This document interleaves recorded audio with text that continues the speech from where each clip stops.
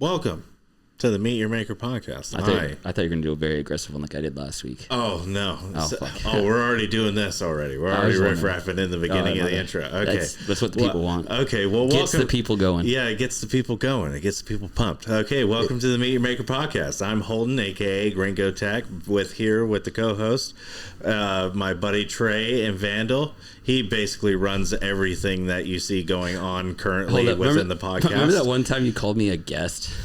Did I? Oh, at the very beginning when we were learning the ropes of podcasting? Still fucking hold on to that. Yeah, I bet you fucking do, you pansy. Because I had to watch that episode like 8 times when I was editing. Can we get to introducing the guests now, please? We have a cool guest today that I'd like to introduce. You actually set it up. Yeah, he's awesome. Yeah, so today we're with our new guest, Cerebral Impact, a.k.a. Dan. Hello. I'm the token Latino that they brought onto the podcast. We needed some diversity. There's comments where it's like, hey. That is perfect. Thanks, Cooter. Honestly, that kind of makes me want a Modelo right now. So it has at this point, it hasn't released yet, but we had a whole episode where all we did was drink Modelo's, and anytime we opened up the fridge, it would play. Cooter would play Modelo time. All right, Cooter, I guess that's going to be our intro today. Let's grab our drinks, and let's fucking crack it, dude. Let's do her, boys. No, I want... There we go, Cooter. Okay. There we go. You give us a countdown. 3, 2, 1. Ooh. Hell yeah. Blah, blah, homie. Welcome to the shit show again.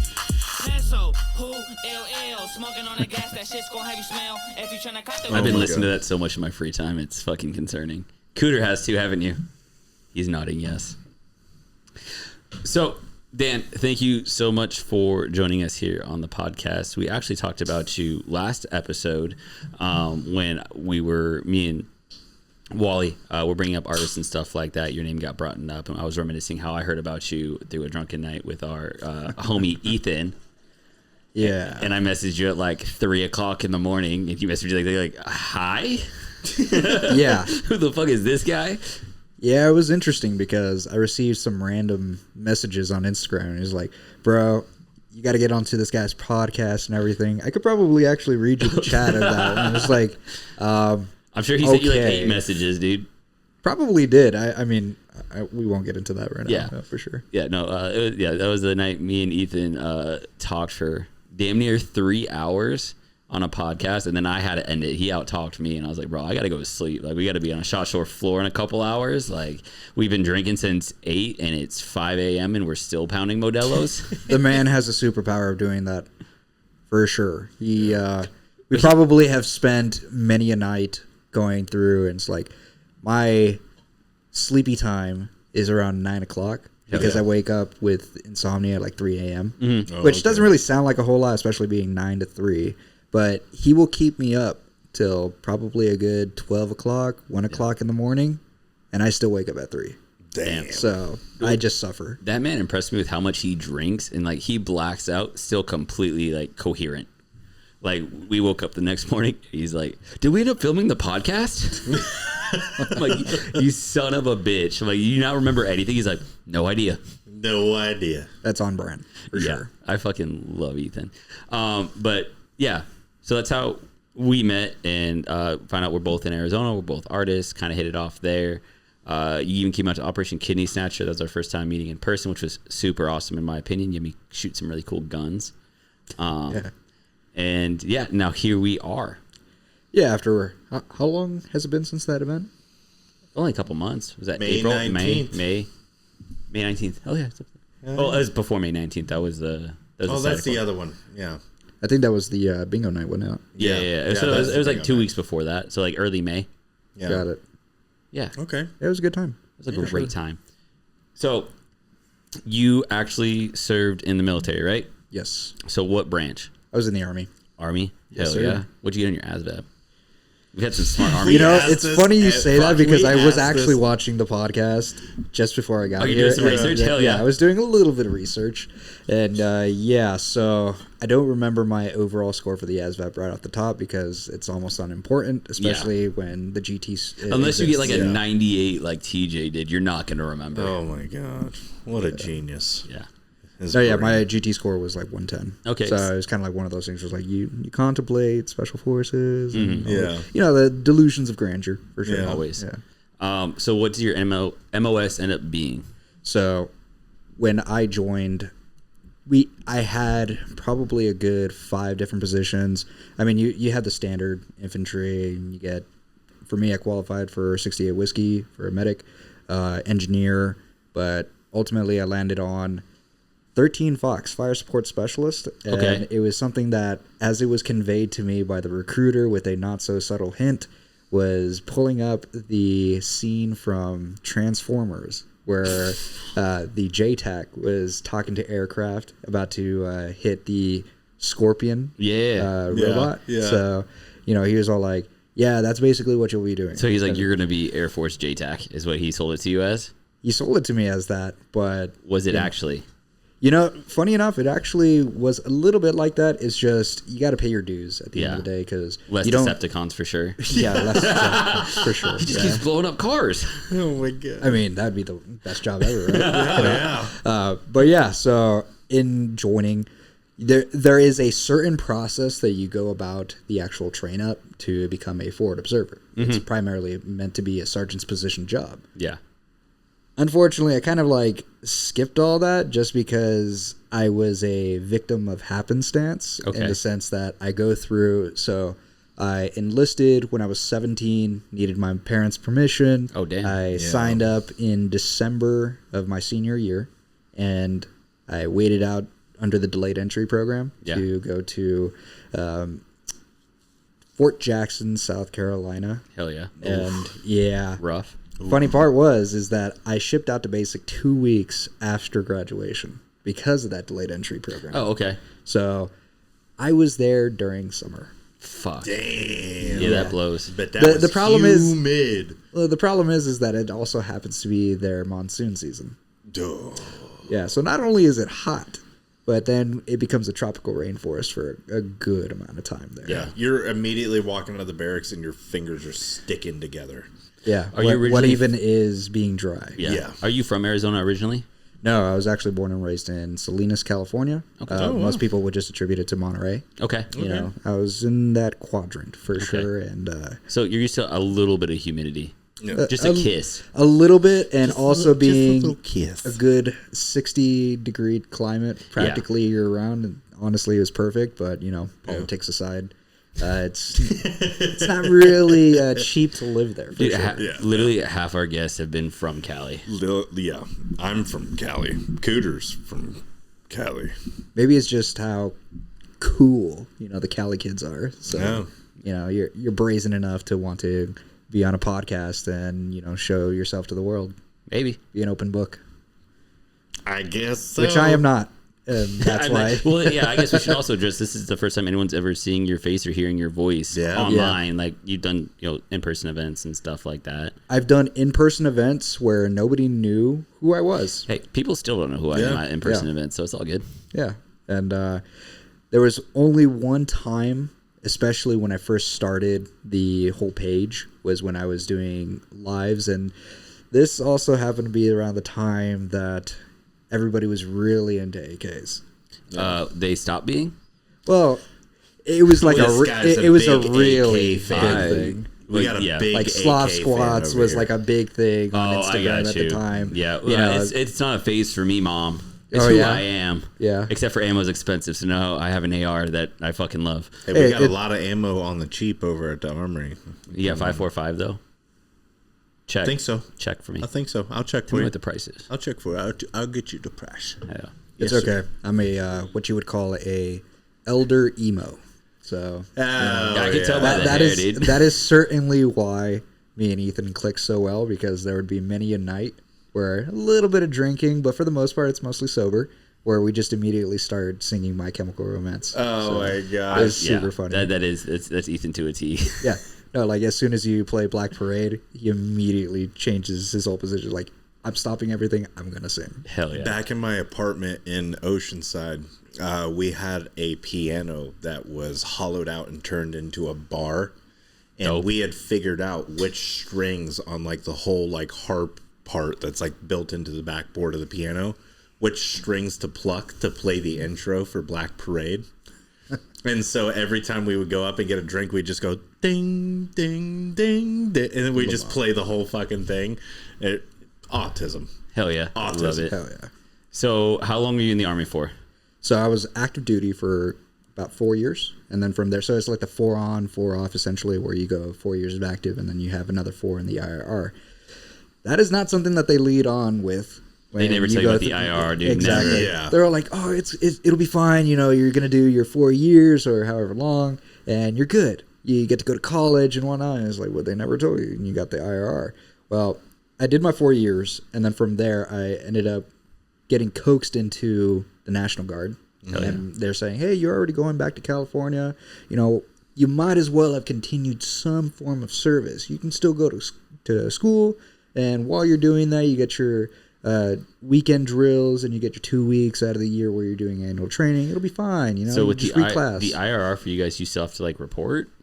So there was. Oh, you're talking about National Guard for National Guard. Okay. But see, the thing is that the IRR didn't also get the memo that I was in the National Guard, because at that time where I was technically ETSing, they ended up calling up muster. So the IRR was like, hey, we just need to know where you're at so that way, we can get you the information for your local area for muster, which happened to be in Camp Roberts, which was just a little ways, like probably a good 2 hours away from where I lived, south. It's over by Lake Nacimiento in California, I believe. But yeah, Camp Roberts is, it's middle of nowhere, but it's okay. It's a pretty cool place to actually train. But yeah, so going through, I did my active duty time frame, deployed to Afghanistan in 2013. Okay. Which, again, we'll kind of circle back around to the whole idea of, like, I kind of did everything that I wanted to do as a forward observer at a 13 Fox in my first year. Oh, damn. Oh, okay. Yeah. Well, wait, so you enlisted in what, 2012, 2013? I enlisted 2011. Okay. And from there, because December 2011, I enlisted under the delayed entry program, shipped out to Fort Jackson, and then from there did my basic duty, my basic training, AIT. I shipped out from there to Fort Sill, Oklahoma, because it's the home of the artillery. Yeah. And from there, I then proceeded to go to Fort Stewart, which, shout out to Stewart and going through an active shooter situation going on over there. Yeah. So I ended up getting embedded with the 3rd Infantry Division. And it was interesting because at the time that I went, this was probably around November, December timeframe. All of my unit that I got attached to was all at NTC. So they were actually prepping for a deployment. I had heard about a deployment. Yeah. I knew that they were at training. I just didn't know that they were at NTC for pre-deployment training. So I was back in Rear D and doing, various details, keeping everything up and running. And they get off the buses and said, welcome to 315 Infantry, which is in 4th Brigade Combat, which is now 2nd Brigade. As far as like this little extension compound that's outside of Fort Stewart. They said, welcome to 315 Infantry. We're actually deploying to Afghanistan in February. Pack your shit. Yeah. And it was funny because originally they weren't meant to actually take me out on that deployment because I was so wet behind the ears. Yeah. So if anything, I was meant to be a part of our Delta company and just used as a force multiplier in the sense like they plus up if somebody gets injured. Hey, you're going. In the meantime, you're training, you're doing whatever you need to do to make sure that you're ready for that deployment in case you have to get sent out there. Well, for our troop, for our headquarters element of 13 Foxes, Fisters is what we call them, so FST, fire support teams, the Fisters. Unfortunately, at that time, our Alpha Company had 2 forward observers that I believe they were at that time Joint Fires Observation, so JFO qualified. Very, very important, especially for getting that education time, that experience for you to be able to be doing the job the right way when you go to, a combat area. Well, they both decided that they wanted to ETS rather than go on that deployment. So it was me and one other individual within our company that then had to fill those roles, and we were both E2 privates. Hell yeah. So Damn. E2 privates holding the position of sergeants. Yeah. Well, see, the problem is that we didn't also then have the voice about us to be able to say, I know my role, I know my lane. Yeah. I'm going to stay in my lane when I'm embedded with the infantry unit, and I would hope that you respect my lane in the sense of my roles and my duties, because at the end of the day, I'm the one that's going to get you, whatever aircraft, whatever indirect fires, whatever munitions that we would need during that deployment. We didn't have that voice about us because we didn't know. You're fucking E2. Yeah, we're an E2. For all intents and purposes, you get a sergeant that's cussing you out and saying like, "Well, I need you to be here," or what are you guys going to do for me that I can't do for myself? I can call for fire for myself. It's like, me now would respond with, "You know what, sir, or sergeant, you are absolutely right. Go ahead and do that. I'll stay over here and I'll actually work on the aircraft. Try to work up those requests so that way we can actually get them on station and drop bombs rather than you trying to figure out where your location is and where the target location is. So, you have fun with that. Yeah. So, yeah, it was kind of one of those things where you go through the deployment. You learn very fast that there's theory crafting and then there's actual real world. Yeah. And our NCOs were great mentors and trying to bring us up to that point. But you got to figure that you have your headquarters element, you had your TOC that needed radio operators. They tried to fulfill that with basic infantrymen that would come into the TOC and were expected to have their proper radio etiquette, be able to get the information to the right people, all these different things. So you had your RTO, you had your runner.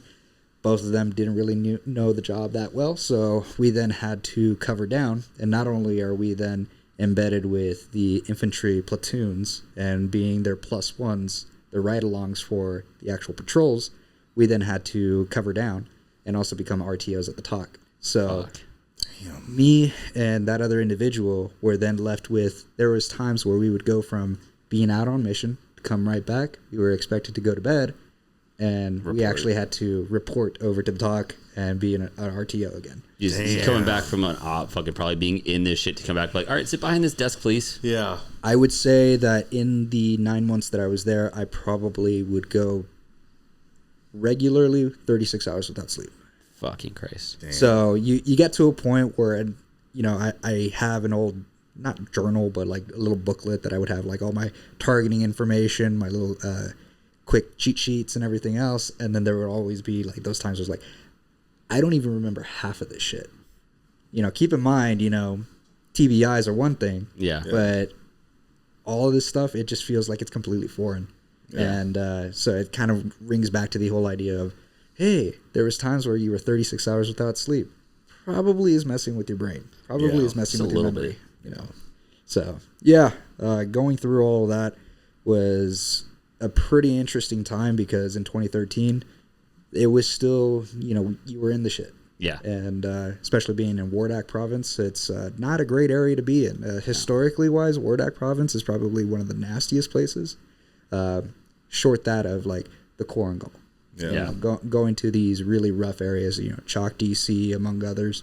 There is many a story that comes out from, special operations, embellished or not, about places like that, going to Wardak province. There is actually, don't know if you're familiar with Angel Rodriguez.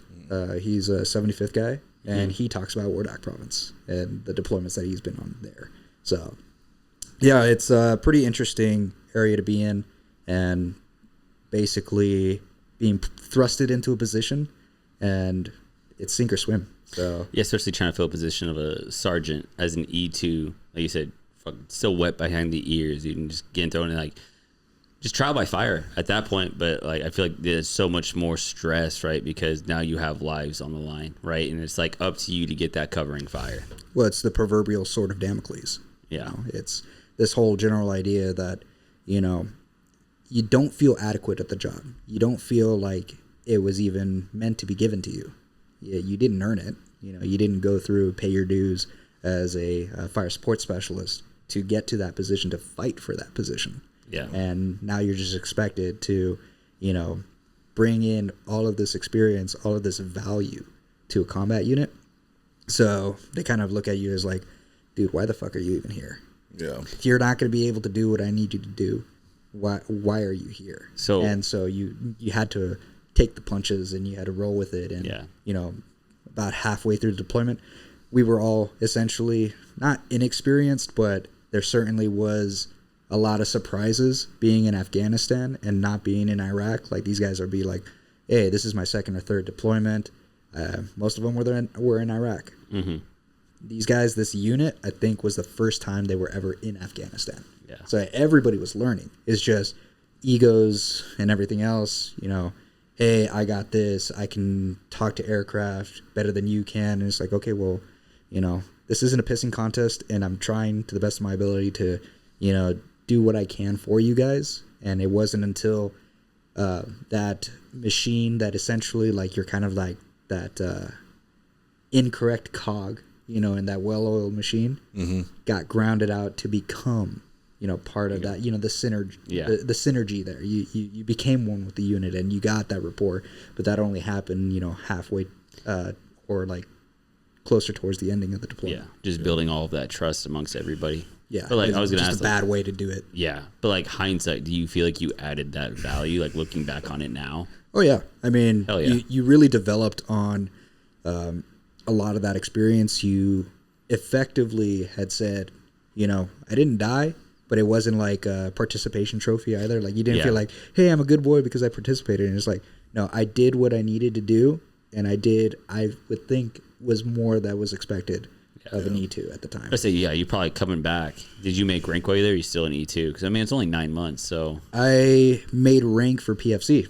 Yeah, I was going to say, so E2 to E2 to E3, but then... You probably came back as a shit hot E3, though. Oh, yeah. Oh, yeah. Well, we had the combat experience. Yeah. So it was one thing for you to be participating in a deployment and working as an RTO, and, I got my CAB, just because a mortar hit, in our FOB.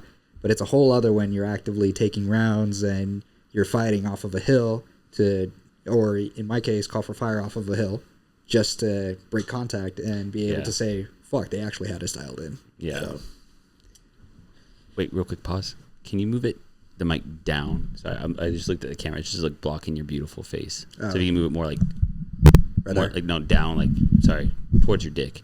Oh, towards my dick? Towards your dick. Oh, it's all about the dick here. No, it's perfect right there. Okay. Feel comfortable for you? Yeah. I'll cut this part out. Oh, yeah. I'll leave it in. Fuck it. Towards your dick? Towards your dick, please. Towards your dick, please. As we pan closer. Can you just take it out? How Can big? you move the unit towards your unit, please? Give me a unit squared, please. Yeah. Camera 2, unit squared. All right, it's staying in now. We made it a bit. Yeah, my wife hates it when I actively try to participate in the Tiny Wiener Club, and she's like, that is not you, stop it. And I'm just like, but I want to. That's my favorite jokes. My wife. I can't tell you how many times I've danced to that Tiny Dick song. I don't know what song you're talking about. The Short Dick Man. Oh, The Short Dick Man. Yeah, that's fair. I still don't know. That's fair. Holden. Oh, you'll need to search. You'll need to search that one up. Crush me. Hey, so calling in like aircraft issues is super interesting to me. What was your favorite aircraft to call in? Or what aircraft did you normally call in? Well, or was it like Apaches and shit? Well, so we did have Apaches. Yeah. That was a given. But you can't say that the A-10 wasn't your favorite. I was just gonna ask. I was gonna ask. I'm fucking hard now. Yes, I was gonna ask. Please say you fucking called in the A-10. Well, I asked just because I solely wanted to hear A-10. I feel like it's like it's the right answer. Cooter, can you pull up some sounds of an A-10? Was there any other aircraft you're just like, it's like a fuck yeah moment? Well, surely the A-10s, the Apaches, but quite frankly, you kind of look at it more from like a survivalist standpoint. It's like, just whatever I can get on station, bro. I'm happy either way. Hey, whatever you get, dude. Yeah. Well, because at the time as well with the Wardak province, we did have a lot of issues with support. Not in the sense like it was the fault of the platforms. It was just simply we had so much going on in the valley that there was times where I would be having somebody on station, and then they had to break off and go south to Sultan Kale, which is another combat outpost just south of us. And going there, it's essentially what we call IDF Alley, and our Bravo company was out there, and they were getting hammered like daily. So they just come out, doing a quick drive-by, and then moving on to the next target? Effectively. So it's kind of like they kind of rope around, and then they go back up to Bagram or Shank. Yeah. Bob Shank. Curious about to play this sound. This is in Arizona, actually.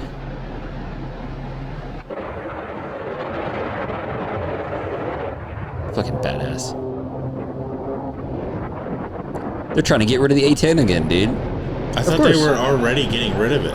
They've been trying to for like a fucking decade now. I thought they were already putting them in museums and shit. Well, they got to put them in a museum. They're badass. A decade, maybe more like 2 decades. Yeah. I know since Obama's like, we're getting rid of it. And then all the chiefs are like, brother, we use this every fucking day. You don't even have a platform that can actually fulfill the role. No. It's such a distinct role. It's certainly diversified, the actual platform itself. It can do a lot of different things, but quite frankly, we just don't have a whole other aircraft assembly that is built off of a fucking gun. It can fucking fly missing half of a wing. Yeah. There's been cases of that flying another 100, 200 miles when like half the wing's gone. Yeah. But yeah, also they're just like, hey, we have this really big gun. What should we do with it? Like, make it fly. Yeah. Put it on wings. Make it fly. I mean, that's why I made it a shirt. Give it fucking wings. Yeah. So you deploy within like your first year. That's your only deployment? So that was my only deployment. During that time frame, when we get back to the rear, everything was just training side. Training side. Yeah. So for that 4-year time frame, it was unfortunate because there was a lot of things that happened, especially after that first year, that ended up causing a bit of a rift between our fist element and our combat units. So our line unit, so being with the infantry, because at that point in 2014 was division artillery became a thing again. Mm-hmm. Division artillery, just to keep it short, is the ability for them to maintain control of all of us as assets. Yeah. So our ability to have the fire support teams be embedded with combat units, our artillery being on loan with them during their field exercises, they said, well, we want to continue more of our training side. So we need to then consolidate all these different units and all these elements so that way we can be a division artillery to then help boost effectiveness and communication to, the different units thereof when we become loners, essentially. Yeah. But we're still effectively the redheaded stepchildren, so we don't really have a home. Even with the field artillery, we never really had a home because the gun bunnies, the 13 Bravos, were always like, we can do things better than you guys. What the fuck you guys doing here? Get out of here. And it's like, all right, well, we got our own shit that we're going to go do. You guys can have your little parties, your cleanup parties and everything, and go police the parking lots. You guys have fun with that. We're going to go to the Guard Fist, which is a go vacuum virtual the parking simulator lot. Call for fire. So, man. You get out. How was that transition from you going from like active and then Guard and Reserve to just being out completely? Did you find it difficult where you're like, it's time? So, ultimately, on my part, the transition from active to National Guard was an interesting one because you have the structure, you have the regimentized, element to the active side that you don't get with the National Guard side. I mean, you're talking to people that are talking to each other on first name basis. It feels more like an episode of The Office than anything else. Yeah. So on my part, that structure just really wasn't there. It's not that I didn't click with them, but it certainly grows on you when you're the only guy that is not an E7 or an E8 with a deployment patch. Yeah. So kind of does something. It's a different world for sure. Yeah. I mean, you got guys that are like in 20 years in the National Guard and they're still in E4 or in E5. Yeah. And no disrespect to them. A lot of them are good guys. Yeah. But at the same time, it's like, okay, either this is a commitment issue or this is a slot-based issue because the National Guard is pretty notorious with that. So you'll get guys that'll go through the leadership courses, but there are certain slots to be filled with the National Guard units. So you gotta wait for someone to die or retire. yeah, effectively. So you'll be stuck in, a commo section, and you'll be in the S6 shop. So you're basically, running comms, fixing computer issues and all this other stuff. You're trying to make, E5, your E6. And unfortunately, those slots are already taken up by people that want to retire. Yeah. So it's okay, there's no vertical movement here for sure. You run into the issue where you got to cross-train, move to a different shop, different unit, something like that, move even bases, or you just pray that you can throw in a step promotion and make your own slot. Yeah. And it was really funny because during that time frame, I would say that I did things the wrong way in the sense of I go to the National Guard unit. I didn't start out as a 13 Fox in the National Guard. They actually reclassed me to 25 uniform for signal support. They never sent me to the schoolhouse. Oh, fuck. They never sent me to the schoolhouse. For 3 years, I was there working the job of a 25 uniform and helping run the S6 shop. And I have no idea what I'm doing. See, that's the funny thing. I knew everything that I needed to do for them. Oh, hell yeah. Because part of your responsibilities for being a 13 Fox is also running commo. So the way that the structure is built out with the fire support team is you'd have your RTOs. That's usually going to be the job of your E2, your E1s, your PFCs. And with them, they will then progress over to the fire support specialist role. So as a 4-man cell, you would see your RTO. So brand new guy, bottom of the barrel, and then you'd have your fire support, and he would be there embedded with, your FO, your forward observer, and then the fourth guy may be supplemental or helping out, trying to cross load a lot of the equipment. Yeah. So with that, you then have your headquarters element that's going to be primarily comprised of your FS NCOs, your fire support NCOs, and from there would also contain a lot of fire support specialists that'll help run like targeting and all this other stuff. So it's meant to be a self-sufficient type of teamwork, to build on synergy.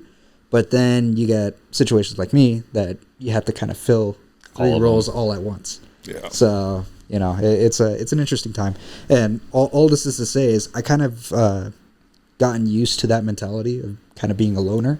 So you run solo on a lot of different things. You have to learn all these different pieces of equipment. So your UHF and your SINGARS radios, all these different things that you get so proficient with it that here I am then moving over to the National Guard side. I already knew how to troubleshoot all that stuff. So you already know the job. Yeah. We're just going to go ahead and go to annual training, and we see that you're not only then setting up radio systems, you're setting up the antennas, you're helping run the commo nets, but you're also then teaching. Yeah. So I actually got a challenge coin from that from the supporting another brigade during annual training. So their commander came out, said, I wanted to thank you for running a OE254 antenna assembly. Oh, I did a class for like 3 different elements that came through because we had like a little resupply point that was just out in the middle of nowhere. So these guys would come in, and a lot of guys were just sitting around. So I was like, well, do you guys want to cross train? So we can go ahead and set up, an antenna system. You guys will have to do this eventually. You might as well know how to do it right. Yeah. So going through that, you get your challenge coin. Cool. But I guess they were never given a reason to not be confident in my ability up until it came time that there was a changeover of command, and they needed to make the books look good because I was still classified as MOSQ'd. They don't MOSQ'd. They don't like that shit. Yeah. Damn. How was your transition from the Guard back into civilian life? Was it a little bit easier, you found, because you've already started living as a civilian and just doing like your weekends and annual tour? Was it kind of just like finally ripping off the Band-Aid? It was essentially, I had already been living the civilian side where that decision was made for me because of COVID. So COVID happened, and people were told that they got to get the shot and all this other stuff.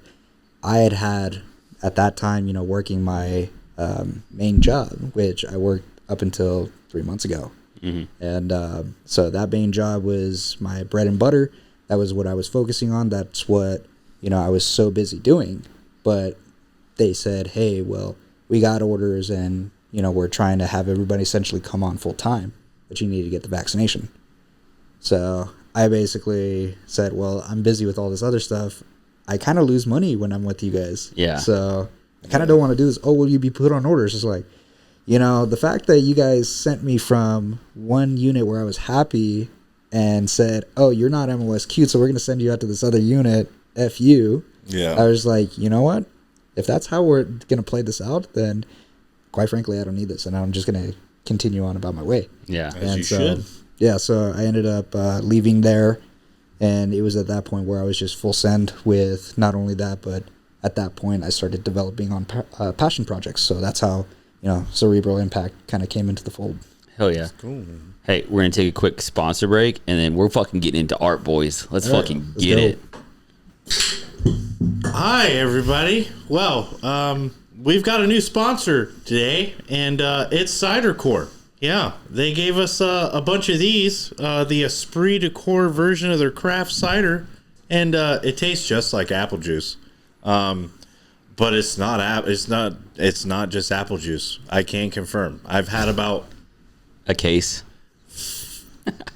5 or 6 or 12 of them so far, and not they're a big great. Numbers guy. Not a big numbers guy. Math for Marines, and they're great. They're fantastic. I absolutely love them. They decided to support us, and yeah, I mean, it tastes great. I love it. Go drink their shit. Go drink their shit. It's good stuff. Go see them. Where are they fucking based out of? Mesa, Arizona, somewhere over there. I don't know their exact address. Just look it up on Google or iMaps or fucking Waze or fucking Garmin or just go to basically any liquor store in Arizona. That too. They sell them at Sprouts as well. But yeah, they're pretty damn good. Go give them a try. I highly suggest them. And yeah, they're today's sponsor. Okay, go fucking drink one. Love you. Love you. And we're back. If you want to have an awesome ad read like that, please fucking hit us up. We will always take free booze. So fucking professional around here at the Meet Your Makers podcast. But yeah, we're back with Dan, the beautiful and brave Dan. You just kept calling him that earlier. So let's stroke our autism real quick, all right? When did you start finding a passion for art? Well, it was really when COVID. I think a lot of lifestyle brands in our industry have really kind of started from there. It's kind of a big bang, so to speak. Yeah. Where a lot of guys had time more than anything, and being able to, start to slowly integrate technology into their creativity, and being able to use Procreate was a pretty wondrous thing. And on my part, it actually didn't start that way. It was more so just pen and paper. Okay. And, I saw a really cool skull with an orbital class that was driven through it. And I thought, you know what? I think that would be a pretty dope patch. Yeah. And apparently quite a bit of people actually effed with it. So, hell yeah. So it kind of started from there. So were you ever doing any art like beforehand, like as a kid, where you was like doodling and shit like that, or was it just like okay? Yeah, I was pretty big into when growing up. I was pretty big into anime. Hell yeah! What was your favorite anime? Dragon Ball Z, bro. Okay. Yeah. Standard answer. Standard answer, but then this was also expected considering that at the time you had Toonami, you had a lot of the like Cartoon Network. Yeah, that's fair. It was pretty available, so being able to do that was really cool. Latino. Yeah. Let's hit the stereotypes. Yeah, for sure. They love Goku. Latinos love Dragon Ball. I love it when they have like the shrines to go to. Yep. Goku and like the candles and stuff. It's my favorite. Yep. I will say like I got into anime later in life, like probably like high school age and stuff like that. But like the first one that I remember watching, like, oh, this is fucking dope as shit. Besides Dragon Ball Z, of course, was Trigun. Oh, yeah. I fucking love Trigun so much. Oh, Trigun, I fucked with heavy. Even the new one they just the revamp they did like 2 years ago. They did a revamp of Trigun? Yeah, new animation style and everything. I still like it. It still fucks, in my opinion. Is it the same character? Yeah, still Vash the Stampede. Okay. But it's like a retelling of it with, more dramatics and not so much 90s anime. What about Cowboy Bebop? Fucks. I have it on vinyl.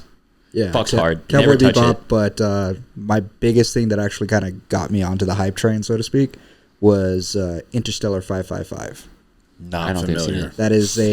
That is an animated movie, kind of like what you would find with Heavy Metal, which is another kind of like animated movie that is kind of underground. It's certainly not something that I'm sure you guys would know right off the top. But basically, you had Daft Punk create an album.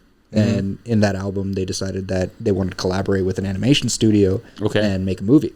So it was, they took the idea of, I don't know if it was reversed, but they basically created the movie with the album and told a story. So it was a cohesive story throughout the entire thing. So Using the whole soundtrack? Using the whole soundtrack from start to finish. That's pretty rad. And it proceeded to lay out a story.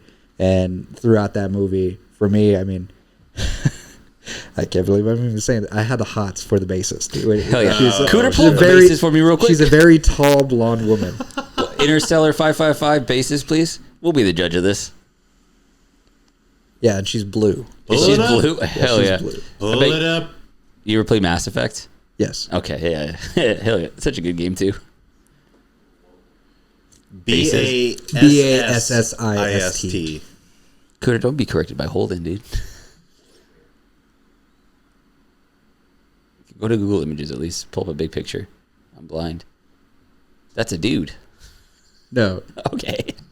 Oh, I've seen pictures of her before and like other she looks like a stuff. fucking Yu-Gi-Oh character.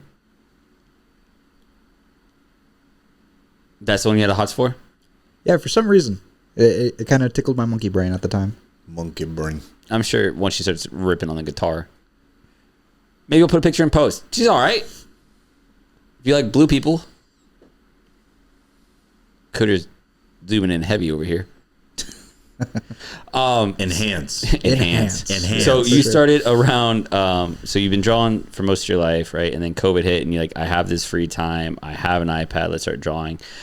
Which, yeah, I guess a lot of brands did start around COVID. I was actually late to that. I didn't start till 2022.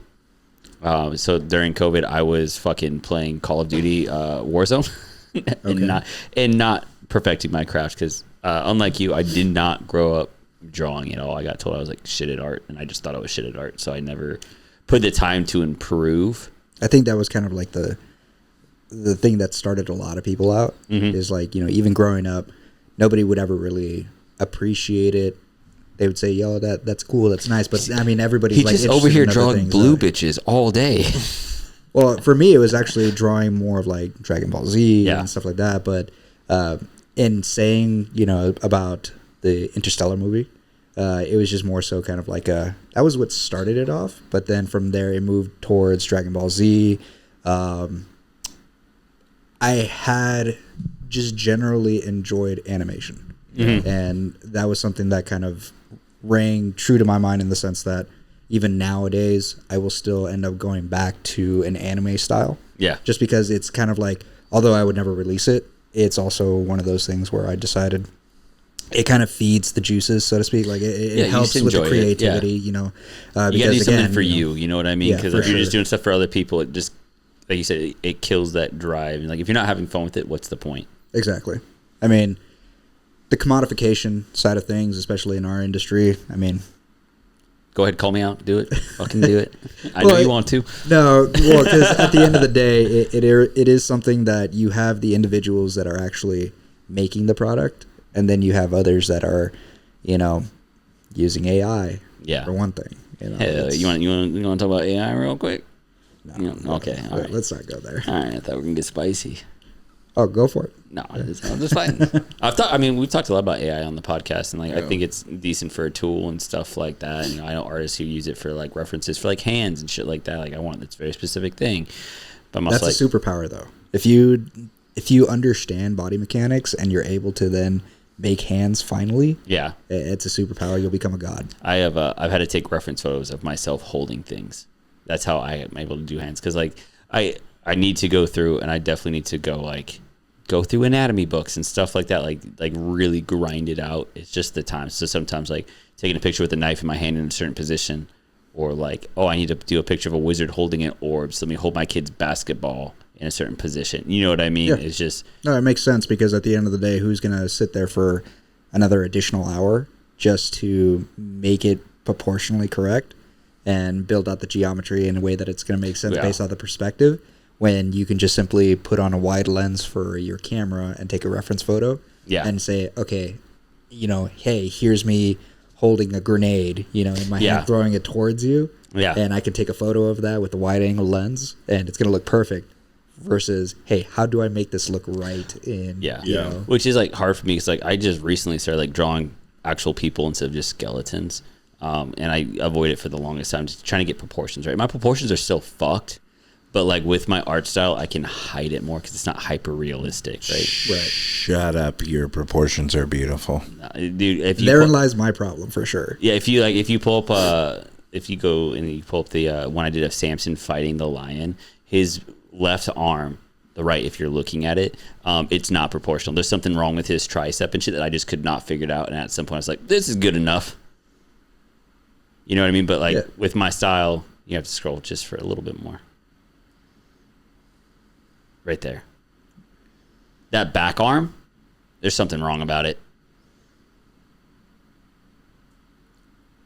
Maybe it's just me, but I asked him. No, it's definitely the elbow itself. Like, yeah. It's almost like not even. Yeah, but so I like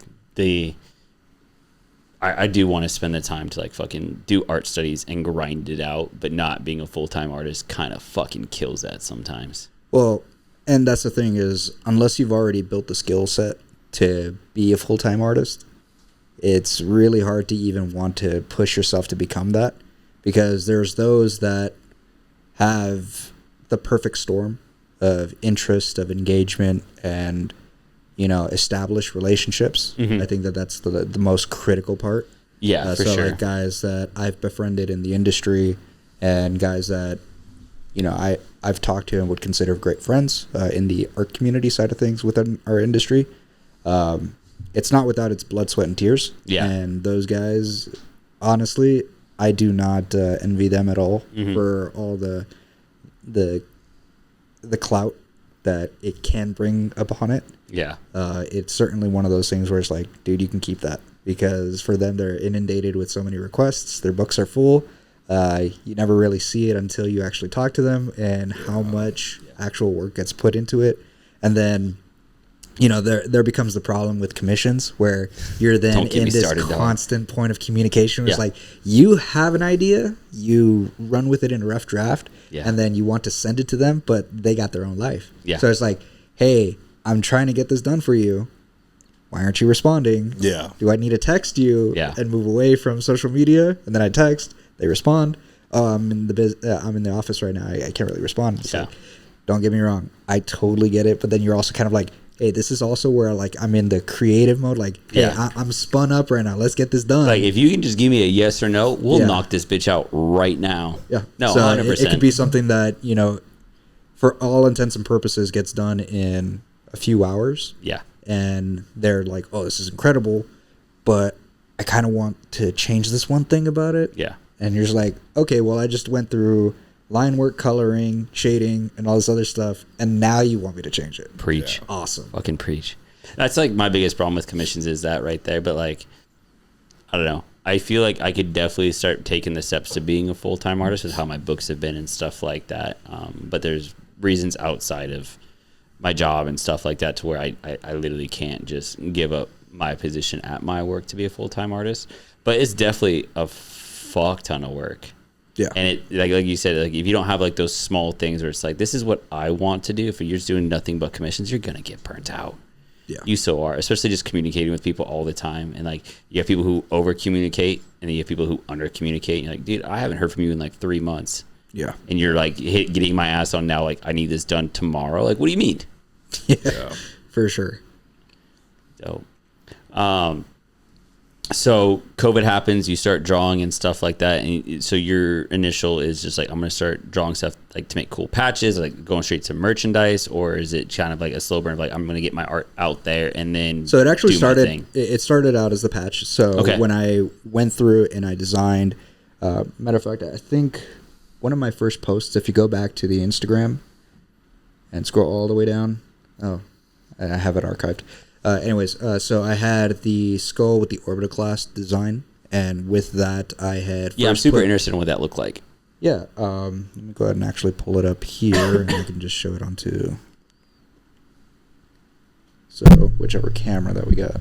Oh, that's right there. Yeah, that camera, fucking dope as hell. Yeah, that's pretty rad. Hell yeah! And no bottom jaw. Everyone knows I fucking hate bottom jaws. Probably because I don't have a jawline, but Love the no bottom jaw. Well, I mean, fucking it fucks hard. I mean, no bottom jaw. No bottom jaw.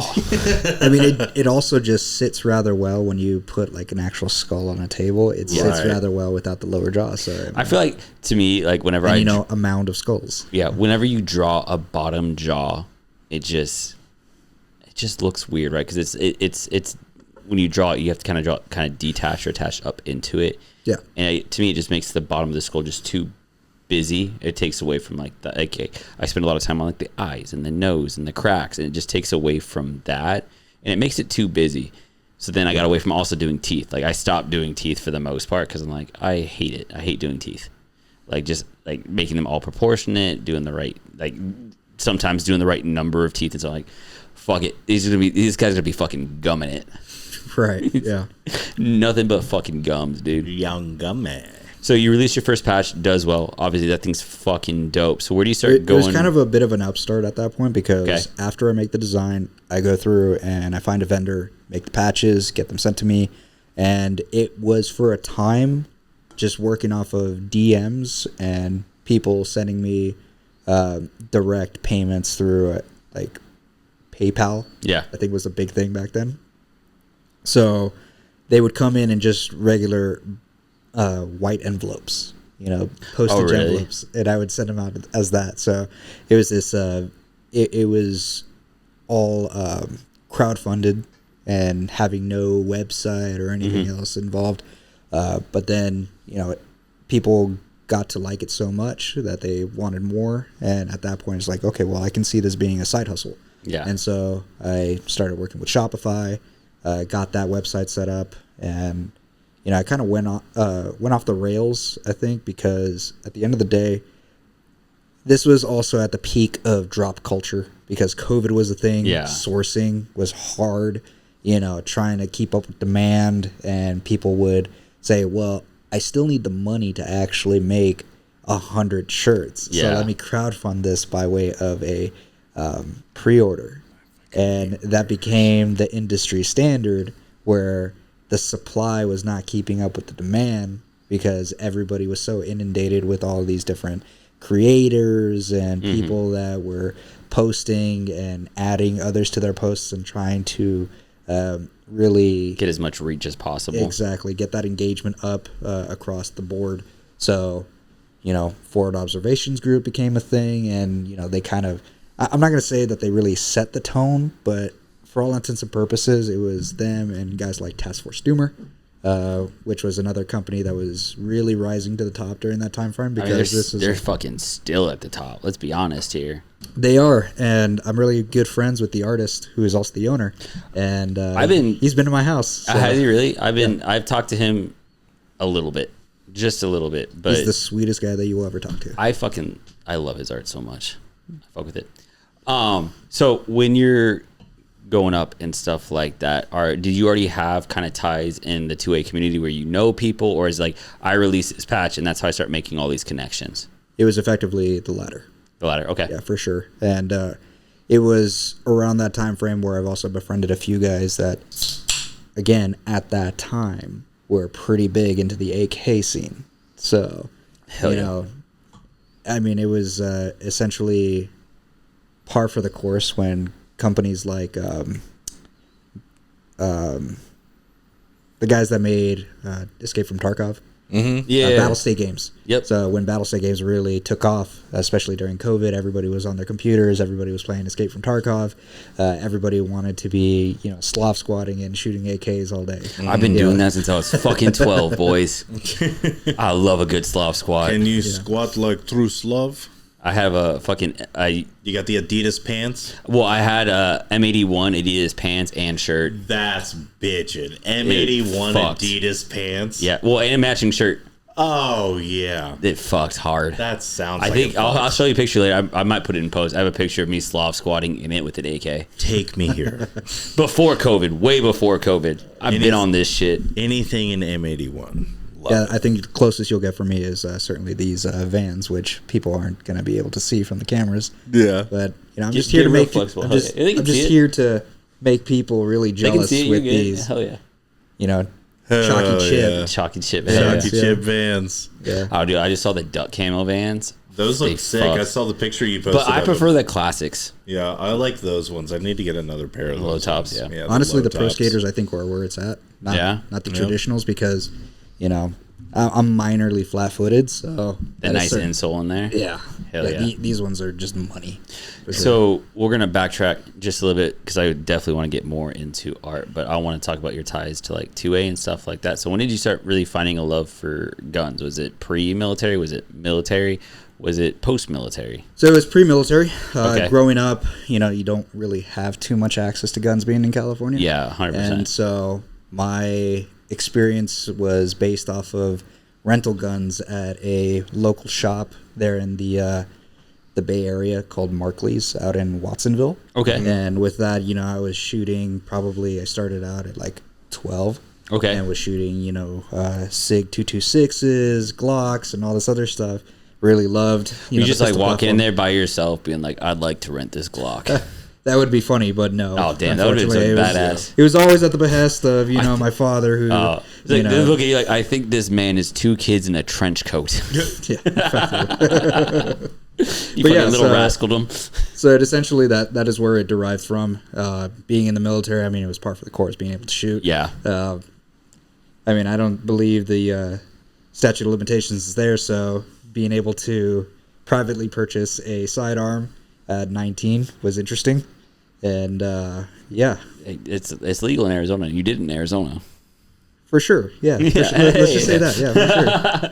But yeah, We don't condone anything illegal here on the Meet Your Makers No, podcast. never. No. Never. Please pay your taxes. Pay your taxes. conform, obey, Yeah. Consume. Keep Consume. consuming. and be happy. As long as it's my merch, consume my merch, please. Yeah. You will consume and you will be happy. But yeah, so during that time frame, getting into the military, and not only was it a profession, but it was still a passion. So being able to go out of the range and really make use of the time to be behind the gun. Yeah. But then from there, after my deployment, I started to do IDPA and started to do competition work. Hell yeah. That's what started it as far as my general interest in wanting to get onto the competition scene. Okay. But I did not actually go full force into it until this year. So at the beginning of this year is when I really started to ramp up my interest in competition. And You've been putting down fucking rounds, brother. Rounds. I just see it on your story all the time. It's like, oh, he just put fucking, 500 rounds down range? Okay. Okay, brother. So, you know, it kind of became a thing where, you know, everybody's got their hobbies. And for me, it's one thing to mold the passion with the hobby side of things and being able to say, you know what, guys will have their passion cars that they work on. You know, they put 10 grand down on a BMW and then put another 15 grand in parts for it to really make it what they want of it. Even though BMW is probably a really bad choice. Yeah. You know, for some reason, just people can't rationalize going from there and then look at me and what I choose to do with my money and then choose these high-end 2011s and start to shoot those. It was just something that for me, it's like, okay, I would not want this to simply be about me and be like the whole, you know, gatekeeper of like, oh, I don't want you to shoot my gun. So just look at it, you know, that we'll be there. It's like, no, dude, it's like enjoy it for what it is. And, Operation you know, Kitty session, you just kept grabbing like, you need to shoot this right now. I was like, okay. Yeah. So You mean a gun that I'll unfortunately- never own? Okay. I unfortunately did not get the chance to go shoot the Sandviper. The fucking Sand Viper was, oh Yeah, my God. I unfortunately did not get the chance to. I wanted to, but I was tied up doing other things. But it looked like a lot of fun. I saw you getting some rounds through it, and you looked like you had smiles from ear to ear. It was, Like, it was a good time. yeah, it looked like a good time, man. Yeah, we'll get you out there. Oh, soon. no worries, We'll get dude. you No, out. I'm not trying to say nothing about it. It's just Stop insulting our guest, Holden. You always fucking do this. I always insult every guest. Get used to it. It's fucking wild, dude. I I'm supposed to be the insult asshole. Yeah, you're the asshole to me, and then I'm the asshole to the guests. It rolls downhill, brother. That's sick. And then with the shooting competitions and stuff like that, do you still feel like you have enough time for art? Do you try to divvy it up? Or are you just more focusing on that for now? How's your work-life balance?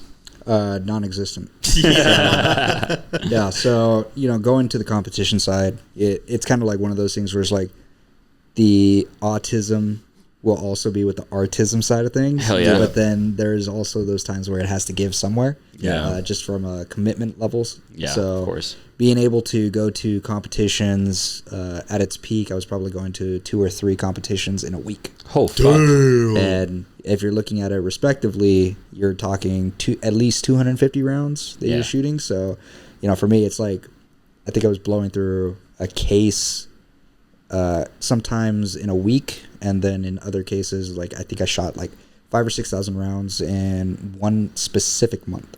Damn. And at the time, I was repping Atlas Gunworks. Not sponsored, but I was repping them Sponsored. pretty hard.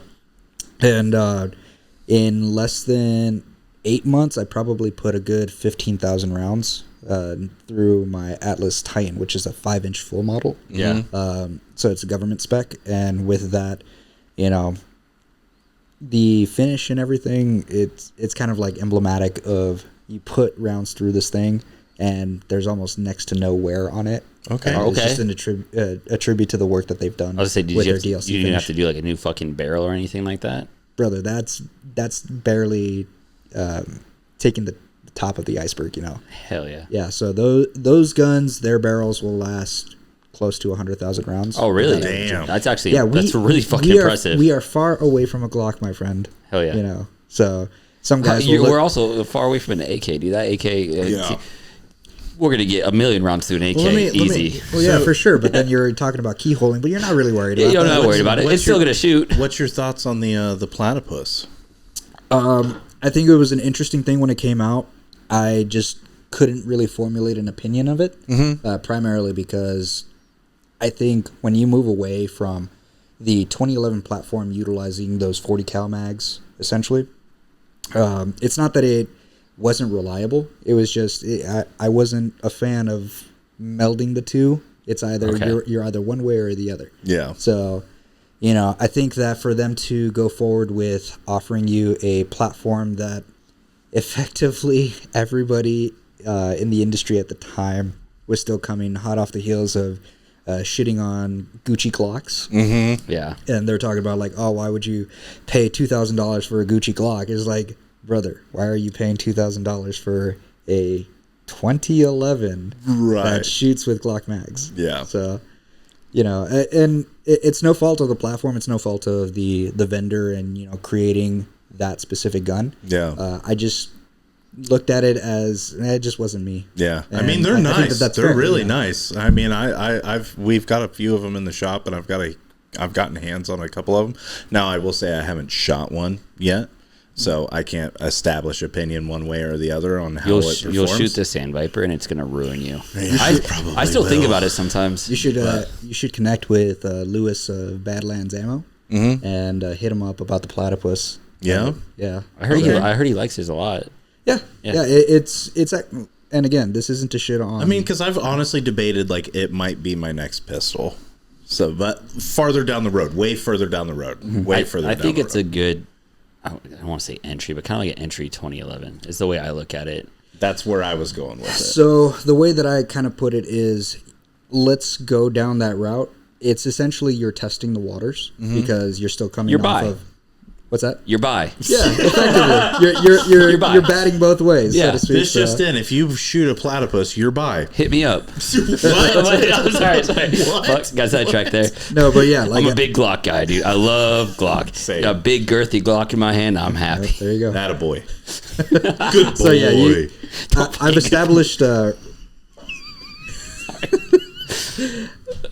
established relationships with individuals that are in the machining side of things, and being able to have great conversations about 2011s and what they essentially want to do as far as in a thorough testing, and partially I think it's going to culminate to the proving of it is not even about the guns. It is about preferences. It is about, aesthetics, and dare I say, it's like a lot of other things in life. It's a vibe, and it's also like whatever message that you're trying to convey with something. Let me ask you this.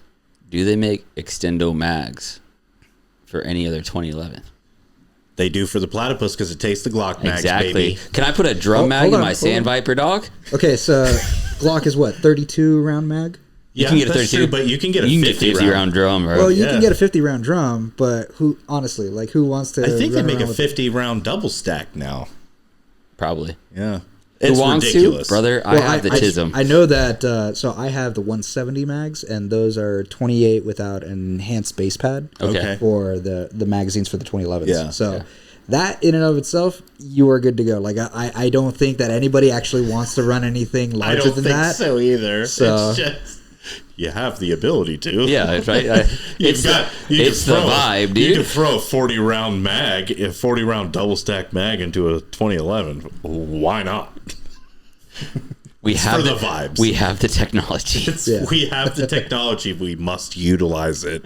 Oh yeah. So I guess while we're talking about guns, before we get back into my artism stuff, because I have more questions there. Yeah, absolutely. What are you rocking for your everyday carry? And feel free to show it if you want. All right, hold on. Hell yeah. Like it's such a truck to go grab it. So I am currently rocking the Staccato CS. It's the 2024 model. This one itself is being done up with Vulcan Machine Works. So I had them do a chromium nitride slide. So it gives off the tuxedo look. Hell yeah. Very and formal. With that, Southwest Precisions, I was able to get in contact with them and do V6 porting. So really helps out with the felt recoil profile for this. Being able to have those gases be vented upwards really helps keep the gun relatively low and relatively soft shooting. Yeah. Because we are talking about it's something that's effectively a subcompact. Yeah. Nobody enjoys, I mean, let's be honest, nobody really enjoys shooting things like Glock 43X and, that noisy cricket. Yeah. So, that was something that I found on my part that I wanted to continue with the 2011 platform and really not shy away from it. Yeah. Because it's one thing for you to have that nice, gaudy Safe Queen and you shoot 50 rounds through it in an entire year and say that you have it. What's the point? Or be like me and shoot in excess of 20,000 rounds in a year over multiple 2011s and, not stray away from that. It's not to say that I can't shoot a Glock because I also do work at a range. So shout out to Unlimited Ammo. Yeah. And so being able to be out there, I will find myself in opportunities to be able to offer a little bit of insight, a little bit of instruction, being an RSO out there and, set aside some time to where I can help people out. And there'll be times where they have like a Glock and you're like, stop being poor. Do better. I can't exactly say that, but for sure being able to then say like, look, this isn't a... Your wife doesn't need to know. For me, being able to actually convey the idea that, look, it's not always the gun, and it almost never is. Yeah. But being able to remove certain variables with a 2011 is just nice to do. Yeah. But at the end of the day, you should always have a strong foundation. So that is where something that I'll demo to them is like, look, I'll take your FN, here, boom, shoot bullseye. And they're sitting there like, I keep shooting low left. It must be the sights, but I can't adjust them. I mean, they shoot an arm or something, and that's not a dig at them. It's just more so like you haven't established a good base foundation on how you wish to have things like your grips, or like you have the Weaver stance and all this other stuff going on. Some people still shoot like they're in the 80s. I shoot sideways. That's good, right? Oh yeah, I can't tell you how many times I've actually seen people shoot out there where they swore up and down that they're actually hitting their target, but it turns out they're hitting their neighbors. Hell yeah. Oh yeah. I have an itching autism question that I've really been wanting to ask you ever since we started talking about 2011s. So I wanted to give you like an option. It's like a 3-way option. Oh god. So Gearson, Match X, Kill fuck Mary is what he's going right with. Right Pretty now. much. Okay. Yeah. Pretty much. Gearson, Match X, Prodigy, Platypus. Kill fuck Mary. Literally. I got you, Holden. Thank you, sir. I had a bad experience with the Prodigy. Oh. I unfortunately got the very first line of the Prodigies at the time, and I thought they were quote unquote good enough. Yeah. I decided to take the L on that and sell it for I think it was $500 that I got for it, just because I wanted it gone and it was to a friend. Yeah. Okay. So fair. I took Homie that hookup. money and then I went ahead and invested it in an MMP competitor, which is their 5-inch model with the bull nose front. So it still was a vibe. Yeah. And honestly, I pitted that against guns like the Staccato XC and all this other stuff. And to be truthful, and this is where I come back to the general idea that you need a 2011 to really outshine in a competition setting is it's a fabrication. You don't have to do that. That being said, there are preferences. There are certain feature sets that you build on that certainly offer you more consistency in. And also remove it's certainly going to give you an out where you don't have to have so much skill on a gun. So, Ben Stager even admitted as much that you don't have to be a good shooter to shoot a 2011 well. Yeah. The whole idea of this gun, this platform doesn't buy skill. Honestly, in my opinion, it's a fabrication because it does allow a lot more of bad habits to be established with the 2011 that it still makes up for, because of the fact that you have things like, especially in the competition setting, you'll have lighter triggers. These triggers will be, the 70 series 1911 trigger. So being able to have a trigger bar that is just, it's a straight pull. There's, hardly any mush to it. I mean, that's why the appeal of a 2011 over something like a SIG, we can poke fun at SIG. I personally have just never vibed with the mush on the triggers of the SIG series. Yeah.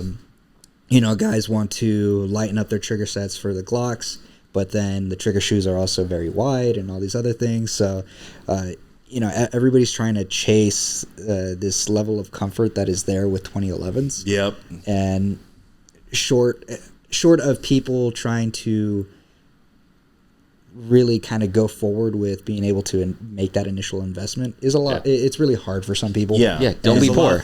Just don't be poor. You guys ever thought about that? Like a lot of people like me, they'd start off with a regular just base Glock platform and then start slowly building up over time. But then once you're done and it's all said and done, you're into 2011 prices of what it costs you to get built into your Glock to get it to where you're comfortable and it's where you want it.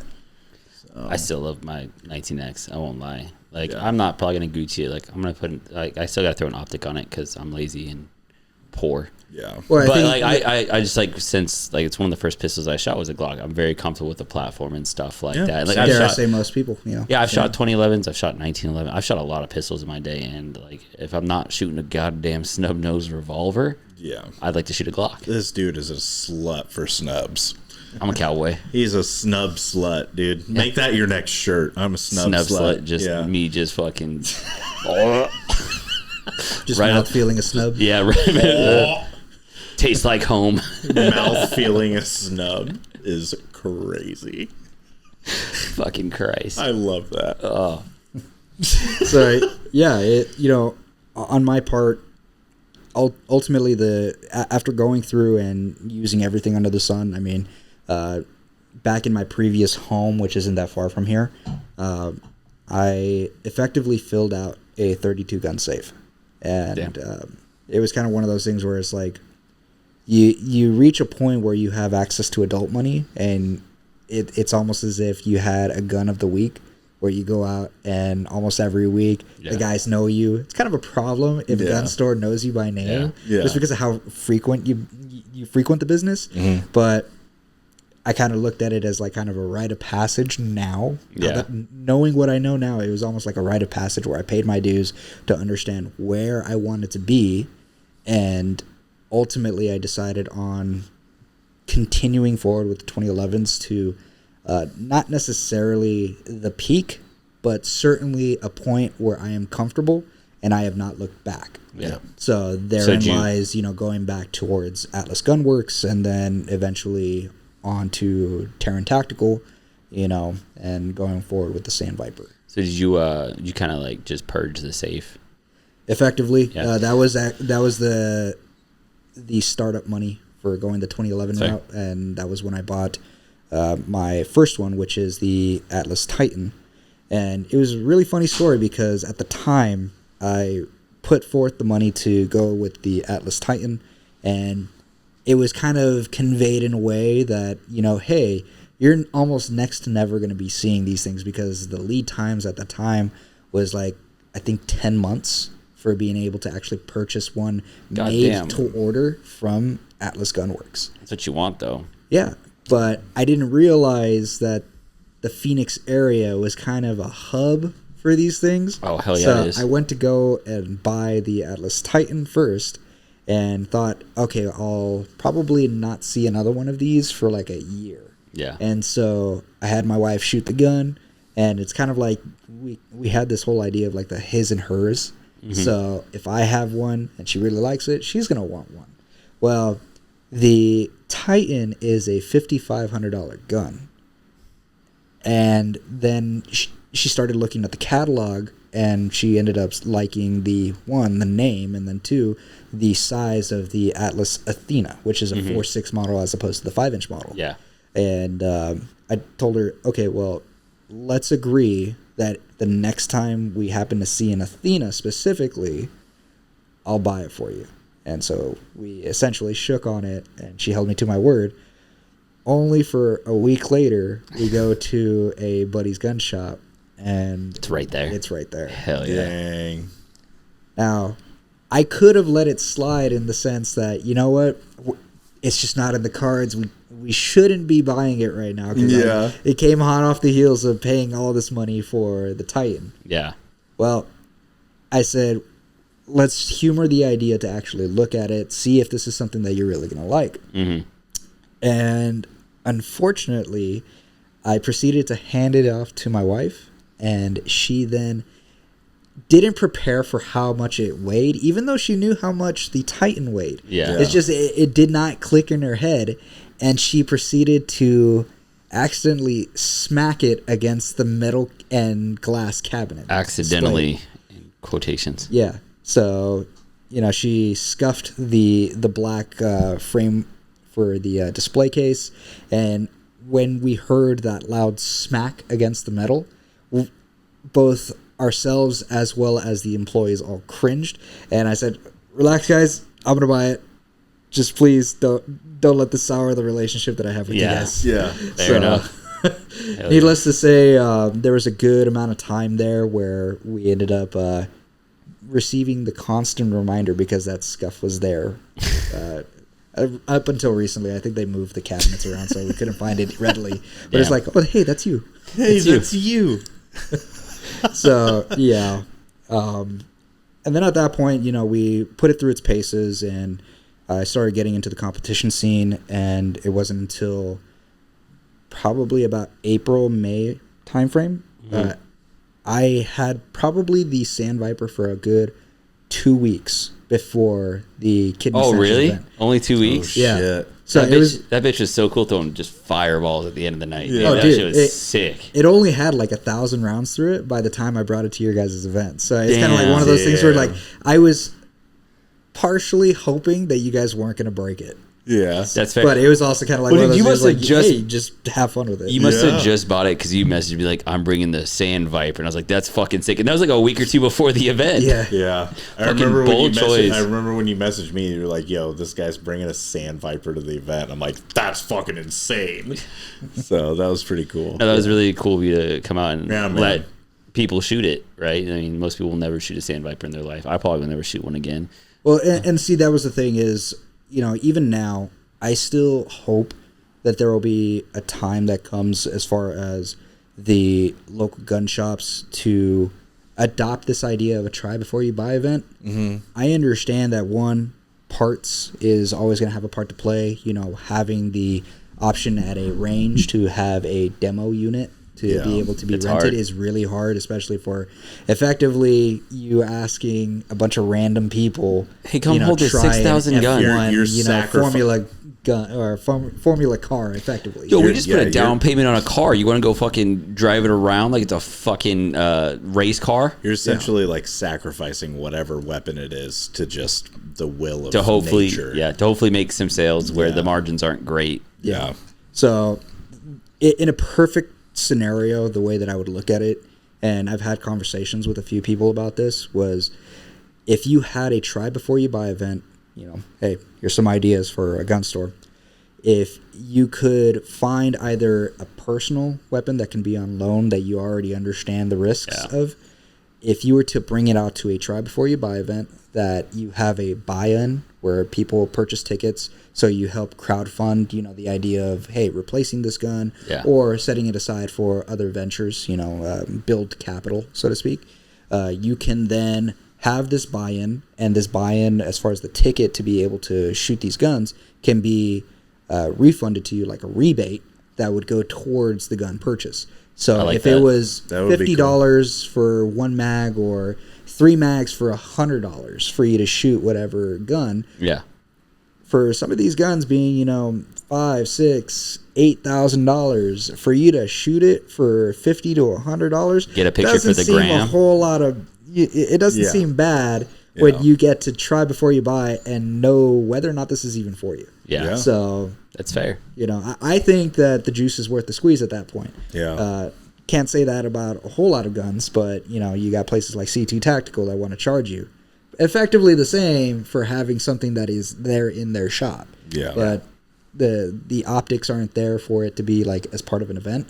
But anyways, so going back to the framework, if you do that, then you can effectively have it be as a rebate saying, you know, hey, if you want that Staccato XC, well, if you purchase that through us, we will then rebate you that as part of a discount, because there is that discretion that they can have with map prices for the gun. Yeah. That they can go ahead and say, you know what, I think it's fair. We can go ahead and eat $50 off of the rebate for this gun. So people feel like they never really lost out on anything to try the gun, because they know they're going to buy it anyways, but they would rather try it first rather than it be a only now do I find out that, hey, it's a race gun, or it's in, you know, a car setting. It's like a race car.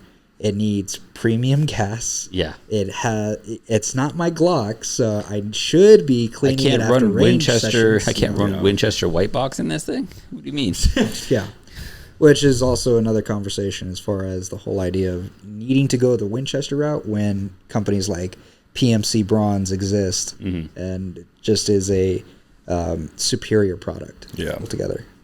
No, I agree. Like, ammo plays a huge role. Like, I can't tell you how many 22s I've bought and flipped because someone's like, there's some kind of problem with it. It's not shooting right, and it's just the ammo they were using. Literally.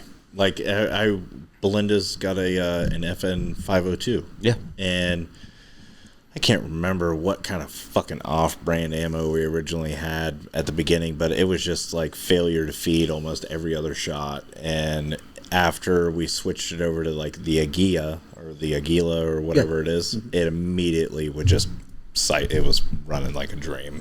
So, well, if I remember correctly, so Lewis from Badlands was kind of turning me on to the whole idea of like, hey, you have certain manufacturers that are going to go forward and really make sure, as far as the quality control side of things, to keep it consistent, because you can have a box that half of the rounds don't actually properly seat due to a head spacing issue and all this other stuff. Yeah. Their gauges are too wide, and, you know, they're not seated properly, so therefore when they start to go into the feed ramp, they get hung up, or all these other things. You know, there's a whole science behind it, and I am by no means an expert. But ultimately, what I mean is to say is, if you go to a reputable company, you have that consistency, I think that far outweighs the price difference, which, I mean, even now, we're still only talking about a $25 difference on a case. Yeah. Yeah. So I don't know. To me, I kind of see that $25 extra as being important, especially when I'm in a competition scene. For sure. I've seen it a lot where people, whether it's 2011 owners or Glock owners or anybody else, there are still people that get stovepipes and squibs and all this. It's a whole thing. And what I mean is to say is just build on that consistency, you know, choose what is going to actually work rather than taking a crap shot at it, you know? Yeah, to save a couple bucks. Stop being poor. It's the motto of today's fucking podcast. Oh, yeah. We're going to say that multiple times tonight. Just me. I'm going to bash our fucking Do better. viewers. Hashtag do better. All right, let's take one more sponsor break. We'll be right back. Hey, everybody. I just wanted to come on here and say thank you for watching the podcast. It means a lot to us. It means a lot to all the other viewers and people who support us and people that have supported us all the way up to this point. We love you and we appreciate you dearly. And I speak not just for myself, but I also speak for Trey as well. No, he just speaks for himself. I All right, speak for you guys need to myself. do a better fucking job, all right? Like, subscribe, comment, do some fucking shit. Yeah, all right? I mean, you guys could do a little bit better. No, I'm just kidding. No, you guys are doing great. We love you so much. We wouldn't be having this platform or podcast without you guys. But if you are enjoying what you see, please hit that subscribe button. It means the world to us and helps us reach more people. Hit the subscribe button, hit the bells, hit the whistles, hit the likes, hit the comments. Hit your wife. Talk about what's gay or ROTC or sex with men in the comments section. Talk about it all. We love it all. Love you guys. Love you guys. I will fucking skull fucking you. I will gouge out your eyeballs and skull fuck you. Yeah, he can't do Modelo time every 5 seconds now. He's so fucking disengaged. Fuck you, Cooter. Don't. I'm about to roll back in, Cooter. I swear to God.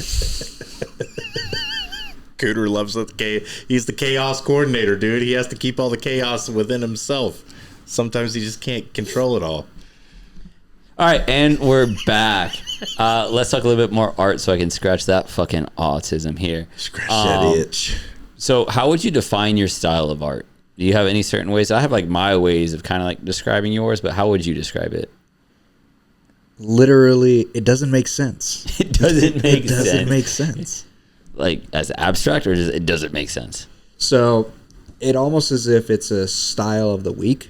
Okay. So as I go through and I build out rough drafts, I will try to go from a realistic standpoint and trying to overly focus on all the bits and pieces, like painstakingly go through with like a plate carrier and actually try to make it accurate rather than, hey, let me just make this abstract.